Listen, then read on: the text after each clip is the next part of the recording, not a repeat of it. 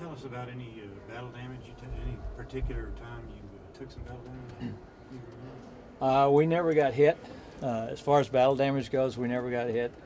Uh, the fact that it was at night, your best night was when there was maybe a little moon, not much at all. But you did not like a full moon night because now they can silhouette you. I know one pass we made. The Ford air controller said that we dropped a 500-pounder right down the hatch on the tank. They had a operation where the camp was being attacked by ground forces, and they had some tanks. And he, through his starlight scope, said he found where they were refueling the tanks. And so he put us in on that, and we dropped a 500-pounder. And as I pulled off and rolled, we saw this big fireball just come straight up in the air, and it almost looked like it was chasing us as we were climbing out. And the fact got all excited. Says that looking through the starlight scope, it looked like you put that 500-pounder right down the turret. So that took care of it there. That was pretty neat. But for the most part, you get the tracers coming up. You get some 37 millimeter. ZSU was probably the worst weapon that we had to go against. And I know one mission where it got light on us. We were working a target area, and it got light, and we were out of bombs and napalm. And the fact said, "You got anything else?" And we said, "Well, we got 50 cal left."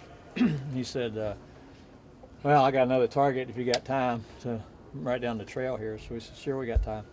So we moved down the trail to another location, and he said, "All right, I know there's a gun position in those trees."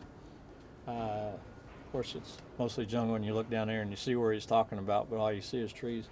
So lead rolled in and fired his 50 cal and pulled off, and there was we saw tracers come out of a location. So Gus and I rolled in on that particular spot where we saw the tracers come up. We pulled off, and as we did, the Ford air controller said, "Okay, there's another location." So there were two ZSU sites shooting at us. So we came back up, lead rolled in one more time, and he pulled off. And we rolled in, and I think a third position came up. And lead said, "I'm not going in anymore because it's light now and they can see us." And so being young and invincible like we were, we said we're not going to back off. So we rolled in again. And I think there were 3 sites up at that time, and a fourth may have come up on that pass, but I know we made that pass, and then we decided, well, instead of just a smooth pass as you're going in, we started jinking like crazy going down, and then rolling out, shooting the guns, and then pulling off.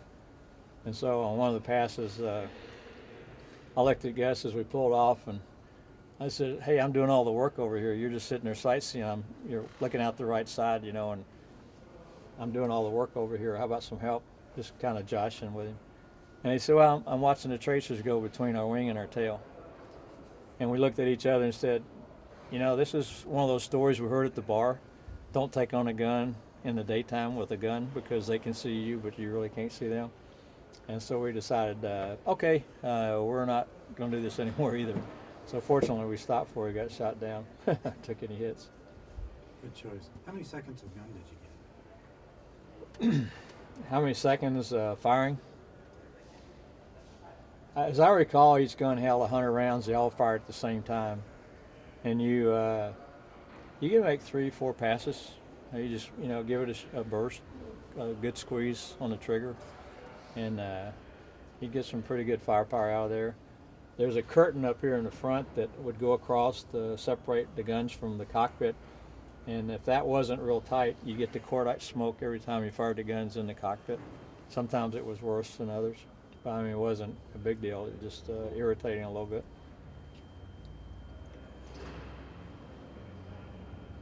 That's great. Anything else? Hard to believe you only had 100 rounds for each 50 cal. It doesn't sound like a lot of ammo. No, it doesn't. But like I said, you get several passes out of it, and with 8 of them firing at one time, that's a pretty good amount of firepower. Yeah. Well, in the F-15, you have, I think, about 12 seconds a gun. Yeah. That's it. But, a gun pass is, you're firing for maybe a second and a half. Yeah. Well, I know in the A-10 we carried 1,000 rounds, 1,100 rounds of the 30 millimeter, and just a quick half-second burst, you get out 40, 50 rounds. And I remember when we first got the A-10s, they wanted to have us go out there and fire out if we could, or get as close to doing that as good, so they could get figure out on the barrels how often they were going to need to change them out. And I mean, you'd go out on a 30-minute range ride, and it would be hard to run out hard to get through 1,000 rounds, even firing good bursts on each pass. But I think it was 2,000 for low rate and 4,000 for high rate. What was the difference between dropping and strafing in the A-10 versus the A-26? As far as the differences in the A-26 and the A-10, he's sitting here, right here beside me, the navigator. But as far as firing the guns, technique-wise, since we had a hard sight in the A-10 when I first got it, and after a while we got a system where you could at least have some crosswind, have some capability to find out what your wind was. But initially it was a hard gun sight, just like the 26 had. So procedure and technique-wise, it was all the same. In fact, it took me a while to transition into using INS bombing techniques in the A-10 when we started getting that equipment, because I was so used to using a hard sight and using Kentucky windage for correction for wind that I would just do that. My lieutenants were telling me, "Sir, you need to start using the INS stuff here, to drop your bombs." And I go, "Why should I do that? I'm beating you on the range using a hard sight, so why should I change?" But I have to obviously learn how to use the new stuff. But as far as rolling in and dropping bombs on a 30-degree, 20-degree pass, your airspeeds are a little different. And but other than that, well, like I was saying, on this airplane, the Pipper, you had to put on the nose, and then on a 30-degree pass, and you would walk the target where it was beneath the nose when you dropped, because of the way the hard nose was out there with the guns. And the A-10, obviously, you can just put the Pipper, crank the mills to put it on the target. But it was quite similar in as far as delivering the weapons. So what'd you like flying better, A-26 or the A-10? I tell you, the time that I was so as far as which one I like best, that's a hard choice to make, because the time that I spent in the squadron, being the youngest pilot, flying the airplane at the time over there, that was really neat. I was kind of like the kid or whatever, and being a first lieutenant, the only first lieutenant pilot. And the camaraderie in the squadron was really unique, and it was fun. And we had one squadron. We had one training squadron, one operational squadron. That was it. And the mission that we did, all-night missions over Laos, that was pretty neat. The A-10, the mission that the A-10 had was very unique, and not so much unique, but it was challenging, with where you have, say, normally a 2 to 4 ship formation that you're trying to control. You get a brief from a forward air controller.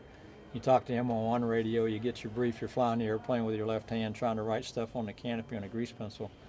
And then, so you're not heads down in the cockpit. And you get your 1 to 250,000 map, and you figure out where the target is, where you are. You got to get there, you maneuver these 4 guys into an attack formation. You're low to the ground, say you get down qualified to 100 feet off the ground, and you make your run, and you're trying to navigate to the target, and you're looking out for an air threat at the same time you're trying to maneuver this flight around. And if you're getting comm jammed, now you got to figure out how to tell them to turn without saying anything over the radio. And now you got to give them the brief on what the target is, or the attack formation, when you get there, and pick out the target. And usually, like I say, if you're at 100 feet, when you leave the initial point and you make your run in, you got to pop up out of the weeds and then acquire the target, roll in, attack, and come off. So it was quite a challenge, and I think I like that part of the mission as far as the A-10 goes. But it would really be hard, to pick one over the other, I think, as far as which one I like the best. I just have one question for you. When you pop up like that and you don't have a defined IP or a drop point. Mm-hmm. You know, you may not have a perfect pass. Nice setup there. Did you guys use a technique to pull or just a pull or bunt to change the location, you know, where you're going to drop that bomb? Because you got an altitude, you don't want to frag yourself. You don't want to pull out too low. Yeah. As far as corrections on the pass, if it was a hot day in the desert or you were out there in the A10, I mean, usually we joke about in the A10, when you get to the target area, you push the throttles all the way up and leave them there. You take one thing out of your cross check because you know that's all you're going to get, and so you have to use the airplane, use the controls on the airplane, either unloading or G'ing it up to keep your airspeed where you want it. And so yeah, if you came up out of the weeds and you rolled in and you had to make a correction, you either had to just drop a little long or a little short, or like you say, just bunt over. I mean, you didn't have that much time from those parameters to make a correction, and so either you came off dry or you got close enough to them that you could pickle and you take what you got. But you didn't have a lot of time that you could to make a correction, especially at low altitude stuff like that. So, but I think everybody had a kind of a wag in their mind as far as, okay, if I'm a little shallow or if I'm a little steep, I'm gonna drop a little high. I'm gonna drop a little late, but not too late, because I don't want to frag myself, like you said. But I think everybody you just develop that sense. Okay, I can make this correction and it'll work, or I got to come off dry and set it up again. Super. I'm good. Good.